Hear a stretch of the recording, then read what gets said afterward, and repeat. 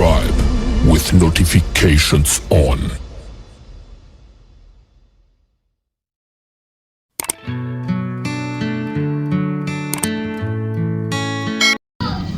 So guys, ito na siya.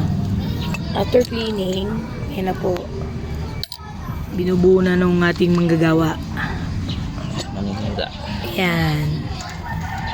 So naikabit na po yung bago nating connecting rod, side bearing. Papalitan na rin po ito ng black. Ayan, kasi muusok daw. Kaya natuyan siya, na-damage niya yung connecting rod. Ayan. Maya-maya buo na to guys. Ayan. Isa-isa lang po. Ayan po yung motor. Yan, yan. Antayin po natin siya. Tapos, makita natin kung okay na po siya. Taga-linis lang po ako. Siya po taga-buo.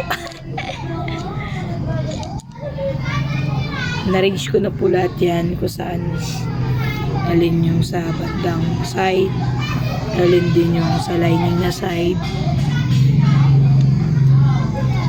So, ikinakabit na lang niya.